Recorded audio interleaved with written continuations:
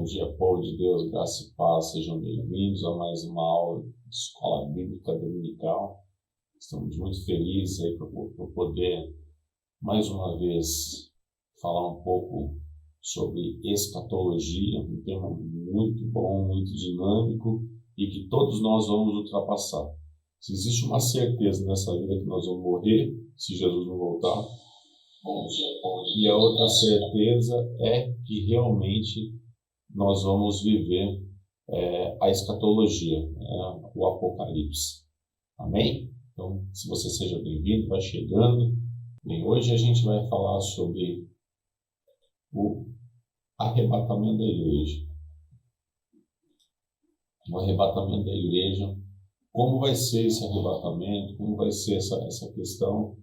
Claro que tudo isso tem base bíblica, não estou falando por mim mesmo, e nós vamos nos debruçar em uma das correntes, em uma das vertentes que falam sobre o pré-tribulacionismo, né? Então eu convido você a estar conosco nessa questão. Amém?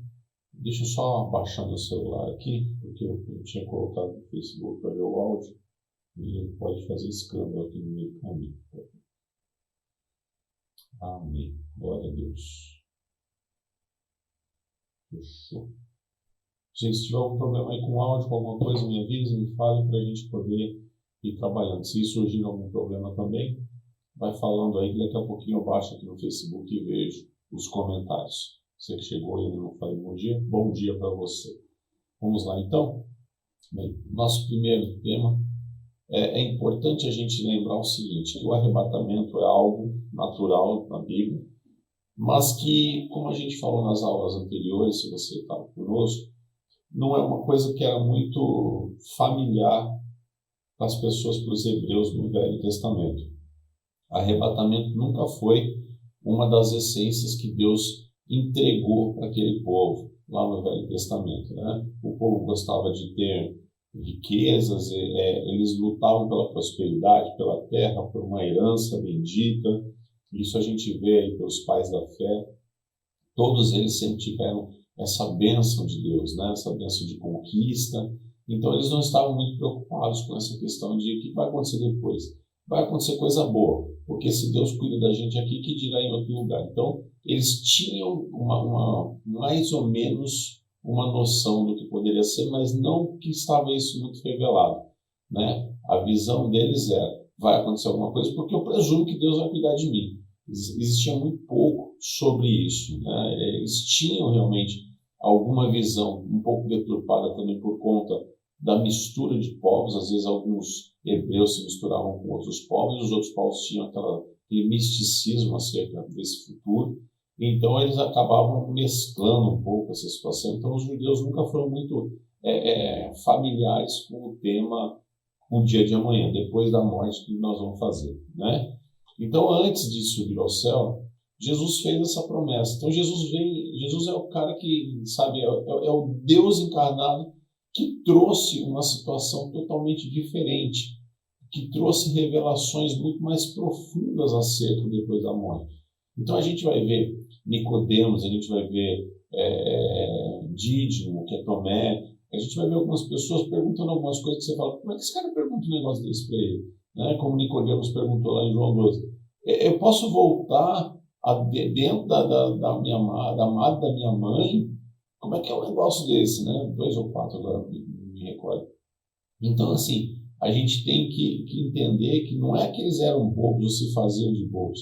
Eles estavam, na verdade, era realmente querendo saber mais, porque eles não tinham muita afinidade com esse tema, né? Mas lá em João 14, 2, 3, Jesus disse em um determinado momento que na casa de meu pai há muitas moradas, se não fosse assim eu teria dito, vou preparar lugar, e quando eu for e vos preparar lugar, virei outra vez e vos levarei para mim mesmo, para que onde eu estiver, estejais vós também. Então eles começaram a entender um pouco mais disso, começaram a entender um pouco mais sobre esse tema, né? Então, depois da ressurreição e da subida ao céu, esse assunto começou a despertar o interesse dos discípulos. Mas como é que ele fala? Ele falou que tinha alguma coisa. Mas o que é essa coisa? A gente precisa entender esse negócio aí também, né? Eu quero saber um pouco mais sobre essa questão. E que eles começaram a ganhar um pouco mais conhecimento acerca disso. Mas quem realmente trouxe uma essência muito maior acerca do dia de amanhã, da escatologia do final dos tempos, foi Paulo. Paulo já trouxe uma visão muito mais ampliada acerca disso, né? Ele contribui muito mais doutrinariamente do que os outros discípulos, ainda que andavam com Jesus, mas foi Paulo que trouxe uma visão mais ampla acerca disso. Porque ele fala lá em Romanos, ele fala em Coríntios, ele fala em Tessalonicenses, aos Tessalonicenses. Então, assim, ele traz uma dinâmica aos Filipenses também, uma dinâmica muito maior do que seria esse dia depois da morte. Então, aí sim começa a ter uma visão um pouco maior. A humanidade, os cristãos começam a ter uma visão um pouco maior do que seria isso, né?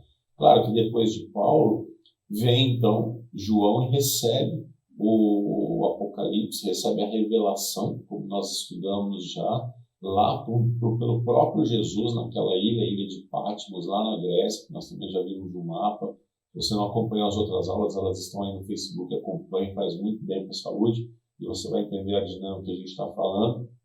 Então, assim, quando João recebe, aí a coisa fica muito mais clara, fica muito mais ampla, né? Então, a coisa começa a tomar uma amplitude muito maior, porque os textos que Paulo dispõe nas cartas que ele escreveu, eles batem muito com os textos de que João recebe o Apocalipse, em lugares distintos, em momentos distintos. João recebe isso depois do que Paulo escreveu. Então, a coisa é muito mais ampla. Aí percebe-se, aí a gente começa a perceber como que a gente pode dizer que a Bíblia ela tem realmente livros inspirados pelo Espírito Santo de Deus. Por quê? Porque uma coisa casa com a outra, uma coisa combina com a outra, épocas diferentes, mesma visão, né? Como é que João escreve uma coisa que Paulo, como é que Paulo escreve uma coisa que João, sem ter muito contato, sem ter a internet, sem ter muita coisa que levasse essa globalização, e as coisas começam a funcionar. Inspiração do Espírito Santo de Deus, né? Então, aquilo começou a ter o quê? Uma vertente maior.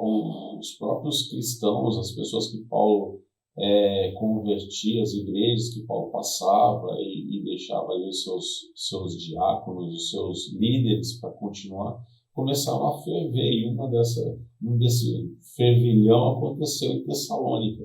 A igreja de Tessalônica, lá na Grécia também, ela começa a pensar que a perseguição que os cristãos estavam vivendo seriam os sinais dos fins dos tempos, né? Guerras e rumores de guerra que Jesus havia falado. E aí começou a ter burburinho, porque Paulo não conseguia ficar numa igreja só. Paulo era um missionário, um apóstolo, então ele saía, ele deixava alguém, preparava e ia embora. Ele fazia a coisa acontecer.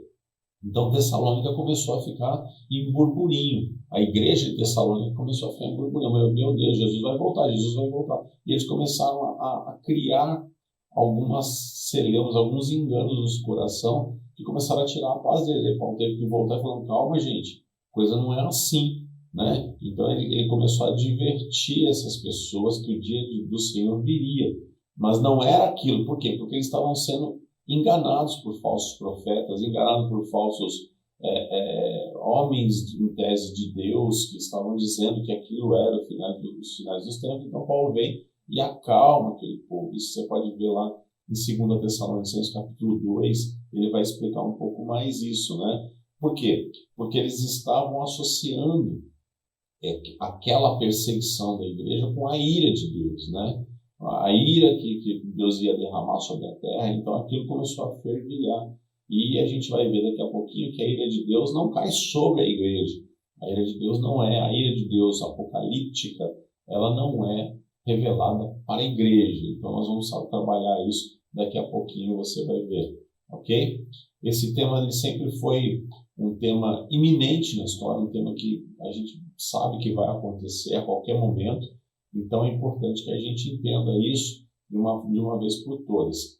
É certo que, da mesma forma que a igreja de Tessalônica, muitos profetas, entre aspas, muitas pessoas, cristãos ou não, já profetizaram o final dos tempos, né? A gente já ouviu falar, talvez você tenha ouvido falar de Nostradamus, talvez você tenha ouvido falar de William Miller, que foi o criador da igreja adventista, que ele deu data, vai ser 1843, eu fiz os cálculos aqui com as semanas de Daniel, e em 1843 Jesus vai voltar. Aí depois refizeram os cálculos, não, vai ser 1844. Final das contas, Jesus não voltou, ele foi expulso com a família da Igreja Batista, a comunidade batista que eles eram na época, e aí então ele cria a Igreja Adventista, lá por idos de 1845, 6, alguma coisa assim, mas não durou muito, 49 ele morre, mas ele era uma pessoa que previu o final dos tempos. E muitas outras pessoas já previram também com base no comunismo, no início do comunismo, quando o comunismo começou, a esquerda começou a dominar a Ásia, leste da Ásia, né, o leste europeu naquela época, eles começaram então a entender que aquilo poderia ser a vinda de Cristo, porque ia ter uma série de aberrações políticas, uma série de aberrações ditatoriais, então poderia ser aí o início do fim dos tempos. Duas grandes guerras também já se profetizaram, já chegou a hora, agora vai morrer todo mundo, Jesus vai voltar. Holocausto, até agora há pouco tempo, quando caíram as Torres Gêmeas, que foram atacadas as Torres Gêmeas lá em Nova York, o pessoal começou a entender que poderia ser o Holocausto, poderia ser a vinda de Cristo.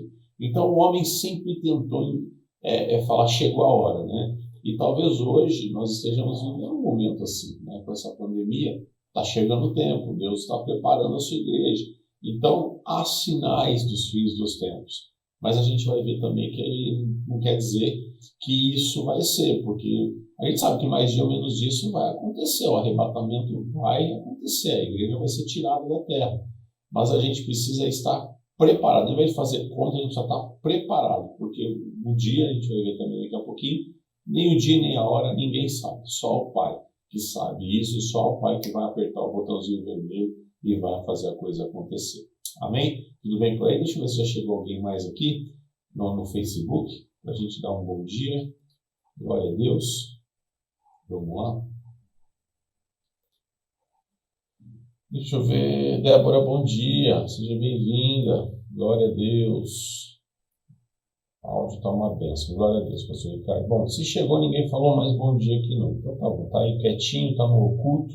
Vamos continuar a nossa aula então aqui em nome de Jesus. Bem, agora vamos tentar trabalhar um pouco essa questão do arrebatamento, continuar, né, trabalhando, que em Mateus 24, 43, 44, a gente tem ali Jesus dizendo sobre como é que ia acontecer, né? Ele diz lá, mas considerai isso, se o pai de família soubesse que a vigília da noite havia de vir o ladrão, vigiaria e não deixaria minar a sua casa. Por isso, estai vós apercebidos também, porque o Filho do Homem há de vir a hora em que não penseis. Então é uma coisa assim que vai acontecer, mas a gente precisa estar preparado. Eu não tenho que ficar fazendo conta, eu tenho que estar preparado. A visão central é essa, né? Lá Paulo escreve em 1 Tessalonicenses 4, 16, 17, porque o mesmo Senhor descerá do céu com alarido e com voz de arcanjo e com trombeta de Deus. Os que morrerem em Cristo ressuscitarão primeiro, e depois nós, os que ficarmos vivos, seremos arrebatados juntamente com eles nas nuvens, a encontrar o Senhor nos ares, e assim estaremos sempre com o Senhor. Então a promessa existe e vai acontecer. É evidente que, como a gente está tratando desde o início, e eu tentei deixar isso muito claro no início para a gente entender a dinâmica, os judeus, o povo de Israel é um povo, a igreja é outro povo, os gentios são outro povo, então cada um tem a sua porção apocalíptica, né? Então é isso que eu quero que a gente entenda de uma vez por todas, que não é para todos e tudo, a desgraça não é para todos, a festa não é para todos, então a gente precisa entender aonde a gente está, para a gente saber o que tem para nós, ok? Então, para os judeus em si, isso era um assunto novo, né? Como a gente falou no início, ninguém nunca sentou com eles e falou sobre morar no céu. É uma coisa, uma novidade de vida, né? Para eles é aquilo, o homem, a terra foi feita para o homem para a terra, e vamos em frente, Deus tem nos abençoado, Deus tem prometido, vamos plantar, vamos conquistar, vamos ter uma herança forte, uma família forte, vamos transmitir isso para que a gente alcance aquilo que Deus quer que a gente faça. Então eles tinham muito mais foco nisso, em povoar, do que em pensar no futuro. A gente hoje pensa muito nisso, por quê? Porque já existe uma revelação acerca dessa questão e E os finais dos tempos a gente está muito mais claro. Né? É evidente que a humanidade já sofreu muito, e muitas outras vezes. Né? Se a gente falar, por exemplo, nós estamos vivendo uma pandemia, ótimo, mas estamos morrendo, mas temos solução, temos condições de ficar dentro de casa, tentar equilibrar essa questão. Alguns, claro, não, tem que trabalhar, enfim. Mas entendo o que eu quero dizer. Agora, se você está vivendo uma grande guerra, a bomba pode vir na tua cabeça a qualquer momento. Não adianta você ficar em casa. Em casa talvez não seja só uma proteção. Então, é um inimigo que aparece do nada e te destrói, né? Não muito diferente do que está acontecendo hoje para os que estão fora, para os que estão trabalhando, mas é uma realidade. Então, essa visão central de que teria um novo céu, alguma coisa, era muito novo para os judeus, né? Então, lá em João 14:5, para você entender como os judeus eles tinham, e eu digo mais uma vez a você, não pense que os judeus eram bobos, não pense que os judeus eram, eles estão provocando Jesus. Não, é que eles não tinham ciência mesmo das coisas, né? Quando Jesus fala aquilo que nós falamos agora há pouco, né, que ele estaria indo, se ele ia construir, se não tivesse, ele construiria moradas novas, e aonde ele estivesse, ele queria que nós estivéssemos juntos também. Quando ele fala isso, Tomé olha para ele e fala: Senhor, mas nós não sabemos para onde vai. Como é que podemos saber esse caminho? Onde que é? Que rua que eu entro? Então eles estavam focados na terra, eles estavam focados nas coisas materiais, ok? Na visão natural da coisa e não sobrenatural. Tanto que Jesus depois fala um emblemático, né? Versículo que eu sou o caminho, a verdade e a vida. Então não existe a rua X, existe o caminho, né? Artigo definido, o caminho, a verdade e a vida, que é o Senhor Jesus Cristo.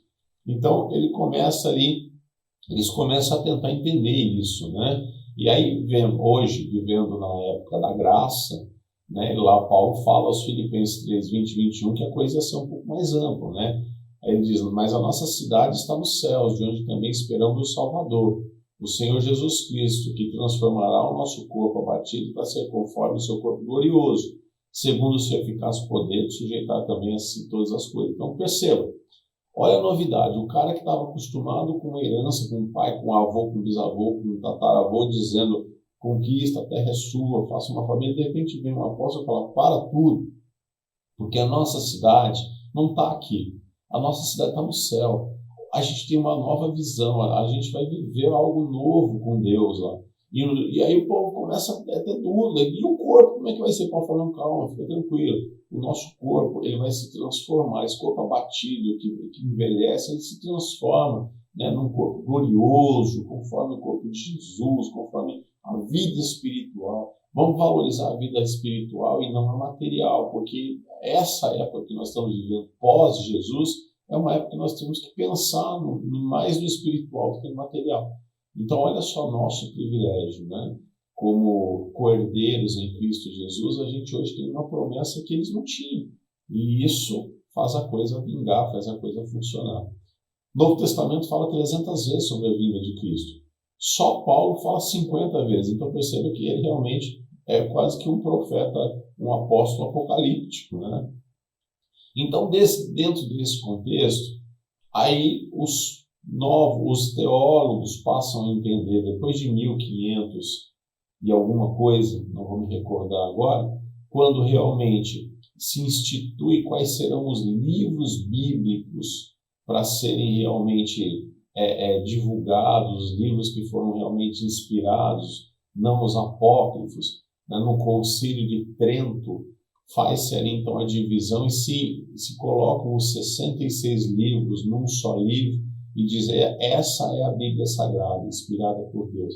Então ali começa-se a fazer o quê? Começa-se a se estudar isso de uma forma mais sistemática, mais complexa, mais unida, e aí os teólogos começam a entender que, vai ter arrebatamento, a igreja vai ser arrancada da terra. Vão tirar a igreja daqui. Jesus vai vir e vai tirar essa igreja. Mas quando vai ser isso? Como vai ser isso? E aí então começam as divergências teológicas, né? Percebam, ninguém tem dúvida que vai ter arrebatamento. Mas a dúvida é, quando vai ser esse arrebatamento? Porque tem promessa de anticristo, tem promessa de falso profeta, tem promessa da ira de Deus, tem uma série de promessas. E assim, tem lá em Daniel 9:27, tem promessa da última semana, dos 7 anos tribulacionais.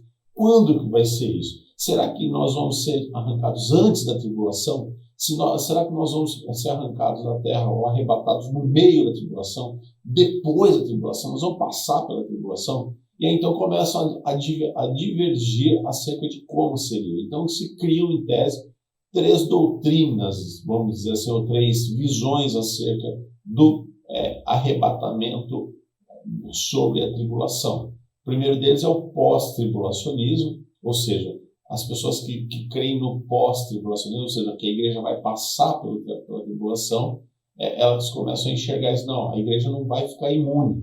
Nós vamos passar esses 7 anos de tribulação e Jesus volta ao final dela, porque não tem uma visão muito ampla de que Jesus volta 2 vezes ou a volta de Jesus é fracionada. Então nós cremos dessa forma. É a forma hoje que as igrejas tradicionais protestantes mais creem, né? Se nós pegarmos aí igrejas protestantes, presbiterianas, nós vamos ver, talvez até os batistas em uma certa linha, vão falar sobre pós-tribulacionismo, né? Da mesma forma, criaram-se os meso- ou mid-tribulacionistas. Quem são esses caras? São aqueles que acreditam que nós vamos passar os 7 anos, metade deles aqui e metade antes do final do arrebatamento. Nós seremos arrebatados e os últimos 3 anos e meio a gente não vai estar aqui. Na próxima aula eu vou falar um pouco sobre esse período tribulacional, esses 7 anos, né? Como é que vai ser dividido isso? Mas entenda hoje que a tribulação ela tem um período de 7 anos. Desses 7 anos, 3 anos e meio vai ser uma falsa paz, e dos últimos 3 anos e meio o couro vai pegar, né? E no fim também se criaram uma visão pré-tribulacionista. O que é isso? Que a igreja não vai passar. Lembra do que eu falei? Eu estou falando já faz tempo. Israel, gentios e igreja. Eu estou falando agora da igreja. Isso é igreja. Ele está tratando aqui sobre igreja. A igreja vai ser a igreja de Cristo, a noiva do Cordeiro. Ela vai passar pela tribulação, ela vai passar pela metade da tribulação, ela não vai passar pela tribulação. Ok? Deixe isso muito claro na sua cabeça. Igreja, nós não estamos falando de povo judeu, nós não estamos falando de gente, estamos falando de igreja. Ok? Bem, então vamos caminhando. É evidente que eu esqueci de falar para você, mas o pré-tribulacionismo hoje é a linha de conduta que o pentecostalismo clássico adota, né? Nós que somos pentecostais adotamos o pré-tribulacionismo. E eu vou me apegar um pouco mais nele para você entender e vamos divergir um pouco o pós para a gente poder trabalhar os motivos de por que eu penso assim e o pentecostalismo clássico também pensa. Bem, os pós-tribulacionistas, eles acreditam então que a igreja vai passar os 7 anos de tribulação na Terra, né? Vai viver a ira de Deus. A vinda de Jesus, ela vai ser um evento único e não será dividido em 2 partes. Vai arrebatar ao final da tribulação. Quando Jesus vem para dar início ao milênio, então ele arrebata a igreja. Ok? A gente vai falar um pouco sobre essas divergências daqui a pouquinho. Os argumentos bíblicos eu não vou ter tempo de dizer, mas você pode encontrar aqui. Esses são alguns dos argumentos bíblicos mais fortes que eles adotam por força disso. Né? Por que eles entendem dessa forma? Né? Quais as razões? Se você pegar lá o texto de Mateus 24:22, Jesus vai falar sobre os escolhidos. E aí eles dizem que esses escolhidos estão ligados à igreja e não ao povo judeu, não ao povo hebreu. Apocalipse 13:7, eles dizem lá que os santos se referem à igreja, porque os santos vão morrer, né? Alguns santos vão morrer, e aí esses santos eles estão dizendo sobre o povo de Israel que vai passar a tribulação. É a igreja que vai sofrer isso. Apocalipse 3:10, quando ele diz lá, que Jesus diz à igreja de Filadélfia que ele guardará a igreja da ira final, do mal que viria, eles dizem que esse termo guardarei está se referindo a livrarei, não guardarei, tirarei. Né? Então eles traduzem essa questão para mais livrarei do que guardarei. 1 Tessalonicenses 4:15-17, que diz que Paulo faz menção à vinda e ao arrebatamento como se fosse um ato único, que não tem dois atos. A gente vai ver por que eles falam isso lá na frente quando a gente falar sobre o pré.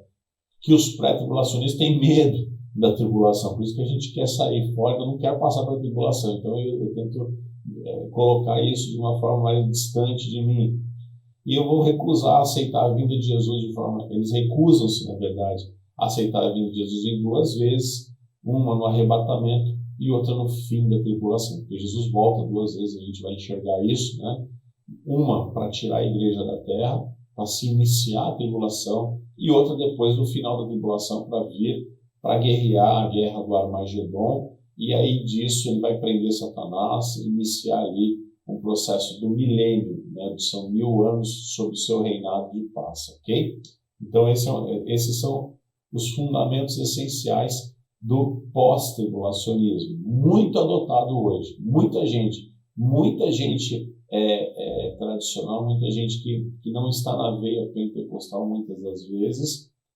Não digo que todos os pentecostais estejam assim, a Assembleia de Deus ela é pentecostal e crê no pré-tribulacionismo. Mas eu tenho visto alguns pastores de algumas outras denominações que são ditas pentecostais, neopentecostais muitas vezes, e acreditam no pós-tribulacionismo, ok? Então vamos deixar isso muito claro. O meso ou mid-tribulacionismo é aquele que diz que Jesus vai vir no meio desses 7 anos, no meio da tribulação. A gente passa os primeiros 3 anos e meio aqui e no meio Jesus vai e resgata a sua igreja, arrebata a sua igreja, ok?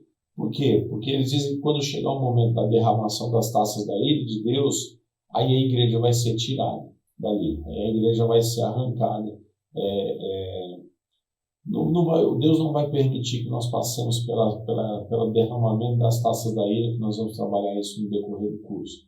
Somente na segunda parte da tribulação é que essa se acentuará e a igreja não foi destinada à ira. Então, mais uma vez, lembrando, dos 7 anos no meio, a primeira parte, uma paz mentirosa, instituída pelo anticristo, pelo falso profeta, e aí depois, no meio para frente, nos últimos 3 anos e meio, derrama-se a ira de Deus. E aí os meso ou mid-tribulacionistas dizem que não, nessa parte não vai passar, ele não vai passar. A gente vai pegar só a primeira parte, né? E também se baseia na divisão da semana profetizada por Daniel, né? Mas ali o Daniel não está falando do que eles querem dizer, ele está falando do comportamento do anticristo, né, com Israel e não com a igreja, ok? Depois dá uma lidinha lá em Daniel 9:27, você vai tentar entender um pouco mais sobre isso. Bom, antes da gente falar do pré-tribulacionismo, deixa eu ver se tem alguém que chegou no Facebook aqui ou que tem alguma dúvida, alguma coisa do gênero para a gente já poder comentar. Bom, vamos lá, aleluia, pastor Zé Luiz, Marlide também, bom dia. Bom, ninguém está falando nada, está todo mundo quietinho, então vamos em frente. Se você tiver alguma dúvida, deixa aqui, e depois a gente vai, não sei se no decorrer da aula ou no decorrer da semana, te alimentando aí, tentando te alimentar com essas dúvidas sanadas. Vamos voltar então aqui para a nossa aula.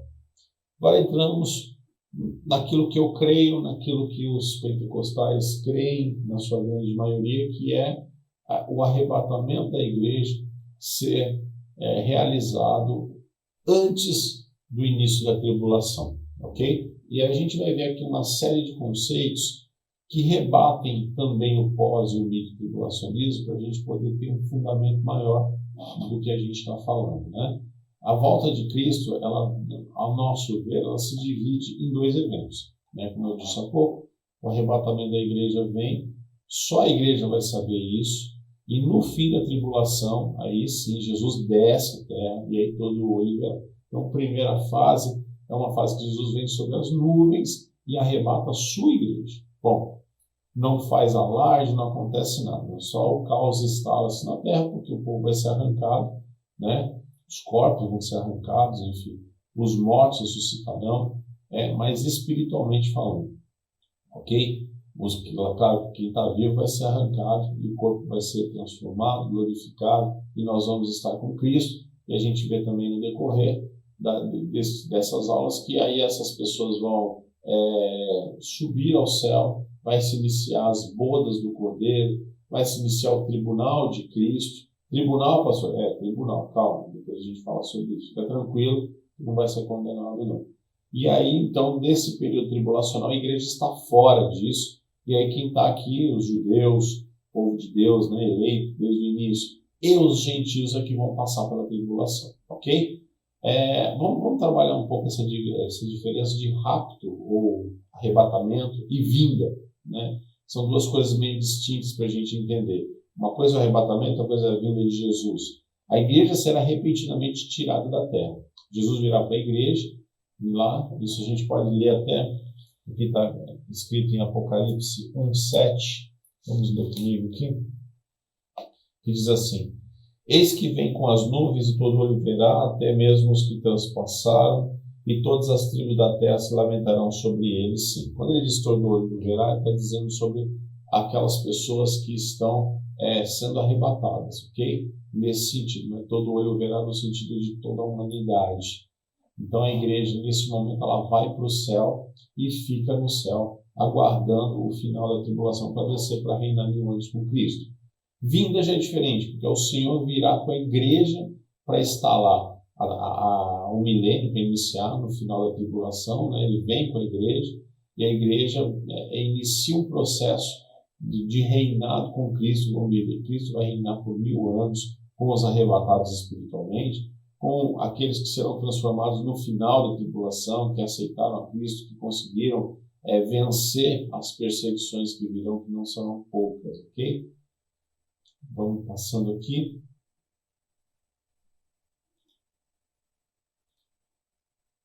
A questão é quando? Né? Quando que isso vai acontecer, pastor? Porque o negócio não é fácil. Quando não dá para saber, né? A data não foi anunciada. Aliás, os pentecostais dizem sobre a lei do sigilo, que eu acho muito interessante.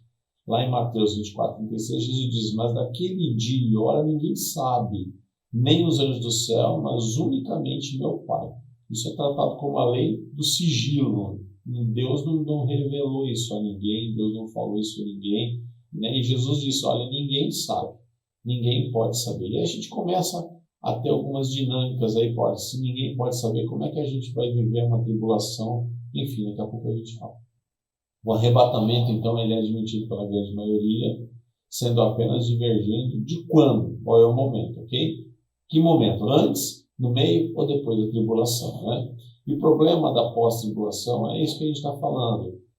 Se a igreja vai passar pela tribulação, perceba comigo, se eu sou pós-tribulacionista, então eu sei que vão haver 7 anos de tribulação, eu sei que vão haver 3 anos e meio de força paz, 3 anos e meio de luta contra o inimigo, de perseguição, do derramamento da ira de Deus, tudo isso. Então, perceba comigo que se eu sou pós, quando inicia esse processo, eu já sei quando vai acabar, eu já sei quando Jesus vai voltar, que seria no final desses 7 anos. Então eu começo a fazer uma contagem regressiva, vou me trancar dentro de casa e vou esperar 7 anos, porque eu sei que vai passar tudo isso e eu vou ser arrebatado. Perceba uma coisa comigo, quebra-se a lei do sigilo, quebra-se aquilo que Jesus falou, que ninguém sabe o dia e a hora, né? Então a gente não pode pensar que a gente vai ser depois da tribulação, porque senão eu vou saber qual vai ser o dia e a hora. Eu vou contar no meu calendário de 7 anos e eu vou saber o que vai acontecer. Então essa essência da iminência, do vigia até o fim, do persevera, vai acabar, porque eu vou saber. Então vai se pré-anunciar uma coisa que Jesus falou que não está pré-anunciada. Então essa é uma das fragilidades do pós-tribulacionismo, ok? Outra questão que a gente pode trabalhar também acerca disso é que realmente Jesus jamais nos ensinou ou ensinou a igreja a passar pela tribulação. Ele sempre falou sobre aquele dia, aquele momento que é o arrebatamento, mas ele nunca falou: gente, a tribulação vai ser dura para vocês, olha, a igreja, eu sei que vocês vieram até mim, mas vocês vão sofrer. Não. Ele fala que no mundo nós teríamos aflições, mas ele tenta de alguma forma proteger a sua noiva, a sua igreja. E quando ele revela o Apocalipse, isso fica muito claro, né? Nós vamos trabalhar isso, vamos trabalhando, né? Essa iminência da volta dele é uma coisa que realmente tem que ficar oculta, tem que ficar sigilosa. Se a gente não tem esse sigilo, quebra-se aí toda esse trabalho que Jesus fez para a gente ficar de olho, né, sobre aquele dia, sobre aquele momento. Ó, fica esperto, vigia. Se você soubesse quando o ladrão viria, você não saía de casa. Então, aquela coisa, todo dia de vigilância, né? Então, por isso que a gente tem que entender que às vezes o pós-tribulacionismo não tem tanta essência assim como teria o pré, ok? Claro, se eu trouxer aqui pessoas do pós-tribulacionismo, eles vão me convencer que eles são os corretos. Mas a gente tem que ter convicção também daquilo que a gente prega, que a gente entende. E a gente está falando isso sobre a palavra da Bíblia, né? Sobre o texto bíblico em si, né? Tanto que essa iminência, esse quase vir, vai acontecer a qualquer momento, fazia parte da saudação da igreja. Se você lá ler em 1 Coríntios 16, 22, eu vou tentar abrir aqui para você, você vai ver que é muito interessante como eles se coordenavam, como eles se saudavam, né? 1 Coríntios 16, 22. Deixa eu ver se eu abro aqui para a gente ler juntos isso. Está aqui, ó. Se alguém não ama o Senhor Jesus Cristo, seja anátema, ponto e vírgula. Maranata. Ou seja, Maranata era um termo que eles adotavam até como uma saudação da igreja. E Maranata significa mar é Senhor no texto de origem, Ana, nosso, e tá, vem. Então, Maranata, vem nosso Senhor, né? Nosso Senhor vem, então, ou seja, aquela coisa, uma saudação até de embora, alguma coisa do gênero, Maranata. Quando a gente fala Maranata, vem Jesus, vem Senhor, vem buscar a sua igreja, né? Então, isso era uma coisa assim que não dá para você falar, mas eu já sei quando Jesus vai vir, então eu não preciso, eu vou esperar iniciar a tribulação. Iniciou, eu já sei, vou contar 7 anos, então esse Maranata cairia por terra. Até essa saudação dos apóstolos, que era uma coisa muito ampla, muito direta, cairia por terra, né? E aí a gente tem que entender também o seguinte, uma coisa é o termo adotado, e ó, às vezes em algum versículo, e a gente não pode nunca trabalhar texto fora de contexto, né? Isso é uma coisa muito real, que quem estuda a Bíblia não pode pegar um versículo e trabalhar em cima dele sem olhar o contexto que foi escrito. Então, a gente não pode pensar que um termo tem mais valor do que uma situação como um todo. Esse termo ele está colocado dentro de uma situação, né? E os pós-tribulacionistas, eles se prendem ao termo grego parousia, que é presença, que designa a vinda de Jesus como fato único e não em 2 etapas. Mas se a gente ficar preso a esse termo, nós vamos ignorar toda uma situação que foi tratada, né? E a situação envolve o quê? O juízo de Deus sobre Israel. A vinda de Cristo vem para fechar a época da graça, que é desde que inicia-se com o Pentecoste e termina com o arrebatamento. Fecha-se esse termo, a igreja do Senhor Jesus sobe e inicia-se o quê? Um processo de o quê? De luta, de um processo de aprendizado, um processo pedagógico com Israel e com os gentios. Deus começa esse processo, né? Reimplanta esse processo, porque a gente tem que sempre lembrar, Israel e a igreja são 2 povos distintos. Israel é Israel e igreja é igreja. Promessa para um, promessa para outro, nesse texto escatológico, ok? Então a gente tem que entender isso, que a tribulação é um tempo destinado a quem? A Israel e aos gentios, não à igreja. O arrebatamento da igreja, ele serve para distinguir esses 2 povos, para impedir que a igreja participe de um castigo que não diz respeito, né? Paulo diz isso lá em 1 Tessalonicenses 1,10. E esperar do céu o seu Filho, a quem ressuscitou dentre os mortos, a saber, Jesus, que nos livra da ira futura. Olha só, ele foi muito claro nisso. Jesus, graça, salvação, que saiu, que foi lançada sobre um povo, que se tornou igreja. Jesus vai nos livrar dessa ira. Então, o arrebatamento nos livra do período tribulacional. 1 Tessalonicenses 5, 9 e 10. Porque Deus não nos destinou para a ira, mas para a aquisição da salvação, por nosso Senhor Jesus Cristo, que morreu por nós, para Ele, quer vigiemos, quer durmamos, vivamos juntamente com Ele. Mais uma vez, Paulo deixa muito claro aos Tessalonicenses. Olha, a igreja de Tessalônica precisava ouvir isso. Por quê? Porque a ira não é para a gente, então a gente não vai passar. Fica tranquilo, você não vai sofrer agruras aí, não. Na hora certa, Jesus vai resgatar, vai arrebatar a sua igreja. Então, fica feliz, crente, em nome de Jesus, que vai dar tudo certo, né? Não fica com medo, não. Né?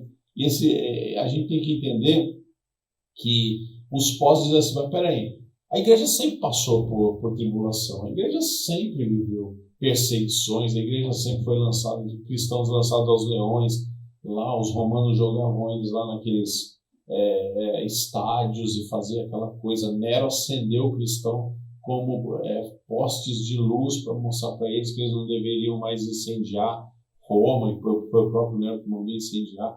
Então, assim, sempre existiu perseguição, sempre existiu. Então, os pós falam, por que a igreja vai sair da tribulação? Sempre foi tribulação, né? Agora, a gente tem que entender que as tribulações naqueles momentos, aqueles momentos de dor que a igreja viveu, de perseguição, eram atos isolados. Tinha lá um povo sofrendo, mas tinha outro que não estava. Se a gente lembrar lá na época de Elias, Deus sempre guardou o povo, né? Sempre teve um momento aqui de dor, mas tinha um povo ainda continuando. Lembra dos remanescentes? Sempre Deus deixa um remanescente. Na tribulação não vai ter isso, né? A tribulação é algo global, ou seja, todo mundo vai passar por isso. Não é uma questão que só alguns cristãos vão sofrer, só alguns homens de Deus vão sofrer. Não, todo mundo. Então nunca se viveu isso. Então a gente tem que entender que esse contexto pós-tribulacionista, ele foge um pouco da ótica. Falar que o cristão sempre sofreu é uma coisa. Falar, mas Estevão foi apedrejado.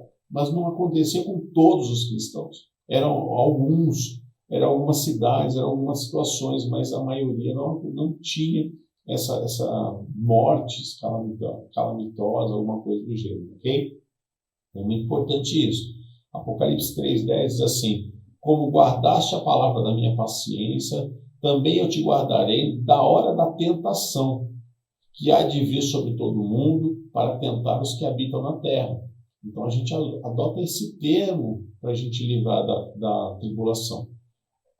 Os pré-tribulacionistas entendem que o termo parismó, grego também, que se liga à tentação, ele também está ligado à tribulação, ok? Então, assim, provação não é um termo literal sobre tentação. Na tradução, algumas vezes falam em tentação, mas tem algumas outras versões que dizem provação, que dizem tribulação. Por quê? Porque o termo perismó, esse perismó, ele diz que ele amplia isso. Então, Apocalipse 3,10 dá claro entendimento que nós não vamos, né? que essa ira, que essa questão de Deus mesmo tratar contra o mundo não vai nos atingir, a igreja vai ser tirada, ok? A gente tem alguns textos bíblicos que dizem alguma coisa acerca disso também, né? Então, o pré-tribulacionismo é a posição clássica que nós aceitamos hoje. Claro que no dia de amanhã, se Deus revelar alguma outra situação, a gente pode mudar de opinião, só muda de opinião quem tem. Agora, para mudar de opinião, eu preciso rebater argumentos. Eu não consigo hoje adotar o pós-tribulacionismo ou o mid ou o meso, porque eu vejo mais argumentos no pré-tribulacionismo. Mas isso não quer dizer que isso seja absoluto para sempre, ninguém sabe, né? Agora, os argumentos do pré são muito mais consistentes para mim, pelo menos, não sei se para vocês, espero que sim, do que os demais, ok? Que vai ter tribulação, que vai ter arrebatamento, sim. E eu creio que nós não vamos passar, que a igreja não vai ser prejudicada ou lançada a esse tipo de mal, porque a igreja é a menina dos olhos do Senhor, né? Como é que a gente vai passar por isso? Né? Então, a igreja, nesse caso, ela cumpre esse papel parentético, ou seja, ela faz um parênteses na história espiritual, né? Que da era da graça até o arrebatamento, a gente vive aqui esse parênteses, o povo de Deus, a gente entra como igreja, e aí a gente sai, fecha esse parênteses aqui no arrebatamento para continuar. Aí sim, Deus volta a tratar com Israel, Deus volta a falar com os gentios durante a tribulação. Essa é a visão central, né? Então, quando a gente fala sobre a 70ª semana, nós vamos estudar lá na frente também essa 70ª semana de Daniel, que é esse período da tribulação de 7 anos, na verdade, ele é um tempo de tratamento de Deus com Israel, né? Nós somos a noiva do Cordeiro e ela não vai sofrer os horrores destinados a um povo rebelde. Tem que pensar nisso. Quem é que não aceitou Jesus? Quem é que negou a Jesus? Foram os cristãos? Não, claro que não. Nós não estamos negando a Cristo. Muito pelo contrário, nós estamos abraçando a graça que Ele nos dispensou, a sua salvação, o seu amor. Por isso que nós nos arrependemos dos nossos pecados e entregamos nossa vida a Ele. Né? Então, a gente precisa pensar nisso. Essa questão não é, em regra, para nós. É para um tratamento, a tribulação é um tratamento do povo de Deus para com um povo rebelde, que é Israel, que está sendo Israel, na verdade. Né? Então, a gente vai ver que neste período vai se destacar o quê? Da tribulação em si. A ira divina para Israel e não para a igreja, em nome de Jesus. Volta lá, em 1 Tessalonicenses 5:9, né? O que Paulo disse, que a gente não está destinado à ira. Ok? Vai ter juízo, vai ter angústia, vai ter trevas, vai ter o tratamento com Israel, com os gentios. Com Israel, pela rebeldia em não aceitar o Messias lançado. E para os gentios, por causa do pecado, né? E da rebelião contra Deus. Paciência. Nós estamos pregando a palavra para isso, para tentar mudar esse quadro. Mas se as pessoas não aceitam. Eu até destaquei um texto aqui de Lewis Schaffer, que eu queria ler com você, que eu acho muito interessante o que ele escreveu. Ele diz assim: aqueles que acalentam a ideia de que a igreja experimentará a grande tribulação, ou seja, os pós-tribulacionistas, devem contar com o fato de que dentre mais de 75 gerações que compreendem esse grande grupo, todas, exceto a presente, entram na glória sem os supostos benefícios daquela experiência purificadora. Por que então deveria a última geração sofrer algo que as outras gerações foram poupadas? Sobre esse ponto, um argumento especial tem sido desenvolvido, a saber, que como a igreja sofreu martírio em certos períodos da sua história, pode ser esperado que ela sofra novamente no final dessa era. Mas, por detrás dessa alegação, está a falha em reconhecer que os sofrimentos passados foram devidos aos ataques de homens ímpios sobre a igreja. Olha só que coisa interessante. Enquanto que a grande tribulação é o julgamento de Deus sobre os homens ímpios. Totalmente justificados, os crentes não têm lugar entre os homens maus que estão destinados à condenação eterna. Fantástico isso, meu irmão. Fantástico, meu irmão. Para mim isso é maravilhoso. É uma justificativa muito plausível que a gente não deve passar pela tribulação. Né? Por que eu tenho que sofrer? E outra, tudo aquilo que foi feito contra a igreja nunca foi por Deus. Agora vai ser por Deus. Então, é realmente bem convincente. Para mim, me convence o que o Lewis Schaffer escreveu aí. Muito interessante esse texto, né? Sempre lembrando, Israel, Israel, igreja é igreja. Nós estamos na era da igreja, nós somos igreja, nós somos a noiva. Qual é o noivo que bate na igreja antes de ter um casamento com ela? Qual é o noivo que espanca a igreja, a noiva antes de formalizar as bodas lá? Porque a gente vai para as bodas do Cordeiro, que vão ter lá depois do arrebatamento. O noivo já deu um espancamento na gente, como é que a gente chega lá? Chega que nem até Lei Maria da Penha contra Jesus, não dá, não vai acontecer isso, né? Por isso que a gente tem certeza que a gente não vai passar. Israel não tem a quem ouvir. Estamos pensando, a gente tem que pensar nisso também. Israel, desde o profeta Malaquias, porque eles não reconhecem João Batista, não tem profeta falando com eles. Nesses 2.400 anos que nós vivemos, 2000 da era de Cristo, e mais 2020, né? E 2023, alguma coisa assim. E mais 400 anos do silêncio de Deus depois de Malaquias, são quase 2.500 anos sem ouvir a voz de Deus. Israel está assim, porque não quis. Por isso que Deus vai tratar com eles, porque Deus mandou a salvação, Deus mandou a forma de tratar. Então a gente percebe que o povo de Israel poderia pensar um pouco mais acerca disso, né? Deus nunca ficou tanto tempo sem falar com o seu povo. Como é que fica 2.500 anos sem falar? Tem coisa errada, não tem? Lógico que tem, porque Deus não ficou sem falar. É o povo que não quer aceitar a voz de Deus por meio de Jesus, né? E é o povo de Israel, claro, e os gentios. Então, Deus nunca ficou tanto tempo silente assim, Ele sempre mandou, né? E esse silêncio profético está trazendo confusão a Israel.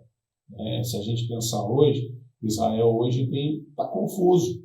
Você vai em Tel Aviv é uma da capital de Israel, é uma das cidades que tem um maior índice de homossexualidade, um dos maiores índices de homossexualidade, de festas, de bagunça em si. Por quê? Porque o povo está sem voz. Ao não aceitar o Messias, o povo ficou sem um representante, né? Então, eles estão buscando crenças nos misticismos, na Zorá, né, que é criado. Então, esse povo realmente vai passar por um juízo com Deus. Esse povo realmente está sendo visto como um povo rebelde de Deus. Okay? Se nós observarmos lá em Romanos 11, em alguns versículos que eu coloco aqui, Paulo contempla bem essa cegueira de Israel, que iria acontecer e que está acontecendo, né? Já acontecia e que continua acontecendo, né? Então, a gente tem que pensar também o seguinte: se Jesus vai nos levar para morar em algum lugar, se Jesus vai estar conosco em algum lugar, como é que eu posso pensar que ele vai voltar só uma vez, final, depois da tribulação, se ele vai nos levar para algum lugar para depois ele vir com a sua igreja para o milênio? Como é que ele vem com a sua igreja se a igreja não foi ainda, né? Então, entre o arrebatamento e o milênio, aonde que a gente vai estar? Na tribulação? E aí, então a gente não vai subir? Se a tese do pós-tribulacionismo prevalecer, aonde que Jesus vai nos levar? Porque não vai dar tempo, acabou a tribulação, eu já vou ser ressuscitado, eu já vou ser, em tese, arrebatado. Mas eu vou arrebatar para cima para chegar lá em cima e me empurrar para baixo, porque já vai iniciar o milênio. Então, assim, não procede. Lembra que eu falei? O termo não pode ser maior que a situação. A situação envolvida é muito maior do que um termo envolvido, né? Então, a gente precisa ter dinâmica. A dinâmica não bate. Como é que eu vou arrebatar para descer imediatamente? E as bodas do Cordeiro? E o tribunal de Cristo? Tem que acontecer, as situações vão acontecendo. A gente precisa pensar isso. Por isso que não se sustenta muito essa tese da posse. Volto a dizer, tem gente que vai falar de posse para você que vai te convencer, mas a gente precisa lidar com aquilo que a gente tem convicção. É isso que nós estamos lidando hoje, né? O que é certo é que enquanto a ira de Deus estará sobre os homens, a igreja estará no céu participando das bodas do tribunal. Isso a gente pode ver aí nesses textos de 2 Coríntios 5, Romanos 14, Apocalipse 22. Né? O que é mais certo para mim, mais lógico, é o pré-tribulacionismo nesse sentido. Okay? Vamos finalizando aqui. Uma coisa que é muito importante antes da gente fechar essa aula é tratar esse texto de 2 Tessalonicenses 2, 6 e 8. Por que o anticristo ainda não domina? Por que ainda não há aqui a essência do mal para se formar essa convicção de que o diabo vai reinar nesses 7 anos? Paulo diz assim: e agora vós sabeis o que detém, para que a seu próprio tempo seja manifestado, porque já há o mistério da injustiça opera. Somente há um que agora o retém até que do meio seja tirado. E então será revelado o iníquo, a quem o Senhor desfará pelo assopro da sua boca e aniquilará pelo esplendor da sua vinda. Quem é esse que retém o inimigo hoje? Quem é esse Então a gente tem muito claro na doutrina teológica, os teólogos dizem na sua quase totalidade, ainda que alguns pouquíssimos diverjam, que esse é o Espírito Santo de Deus. Então, enquanto ele está aqui, ele é o detentor de toda essa essência de não permitir que o anticristo se manifeste. Okay? Então, quando que ele vai ser retirado? No arrebatamento da igreja. Então, Paulo deixa muito claro que a presença do Espírito Santo é que detém a manifestação do anticristo. Ele será retirado com a igreja. E aí, quando ele for retirado, conforme diz o tempo, o texto bíblico, esse tempo é o tempo próprio que ele vai ser manifestado, né? Então, quando ele for retirado, aí sim será revelado o iníquo, a quem o Senhor desfará pelo sopro da sua boca e aniquilará pelo esplendor da sua vida. Né? Então, Deus não tem guerra contra o diabo. Deus é infinitamente maior do que qualquer ação do inimigo. Agora, nós é que não suportaríamos a ação do inimigo. Então, hoje, o que detém isso é o Espírito Santo de Deus, né? Ele vai ser retirado para a igreja, e hoje, como nós temos ele dentro de nós, ele vive em nós, no nosso espírito, nós somos templo do Espírito Santo de Deus. Quando a igreja for tirada, ele não vai viver mais dentro de nós. Devido à sua onipresença, ele pode até atuar sobre a vida de alguém aqui. Alguém que queira muito, que queira se converter no período da tribulação, ele vai atuar sobre, vai estar perto, mas não dentro como habita em nós. Olha o nosso privilégio acerca do Espírito Santo de Deus, né? E por que é o Espírito Santo de Deus? Só pode ser o Espírito Santo de Deus, esse texto que Paulo diz. Por quê? Primeiro, porque ele atende os nossos interesses. Ele cuida, ele guarda a igreja, ele protege a igreja e vai ser retirado junto com ela, ok?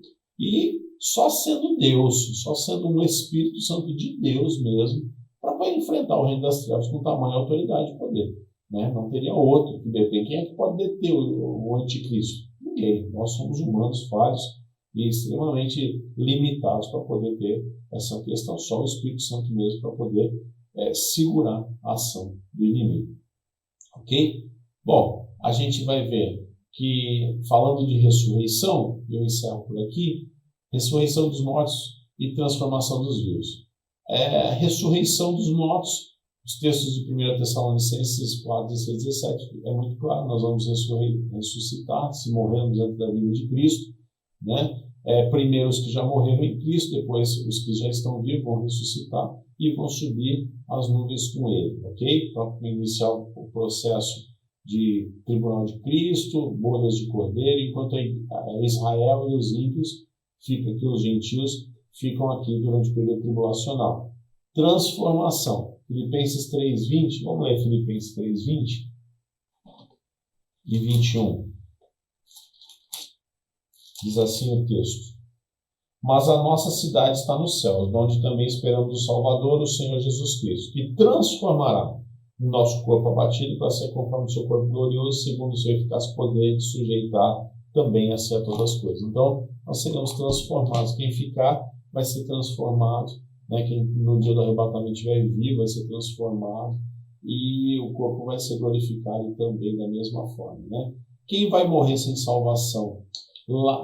Tanto agora como no arrebatamento, essa pessoa só vai ressuscitar no fim do milênio para condenação eterna, ok? Julgamento e condenação eterna. E os salvos no período tribulacional, eu digo isso para o povo de Israel, digo isso para os gentios, para as pessoas que não aceitaram Jesus até a sua vinda, eles vão ressuscitar com Cristo quando Cristo voltar com a igreja para iniciar um milênio nessa terra, ok? Bom, aí nós temos aqui depois, daqui a pouquinho eu já vou liberar para vocês esses slides, né? Quais são os sinais dos fins dos tempos que nós estamos vivendo hoje?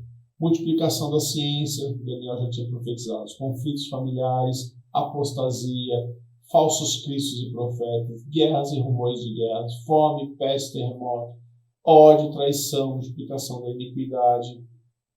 Mais sinais nos céus e na terra, florescimento da figueira, que é o ressurgimento do Estado de Israel.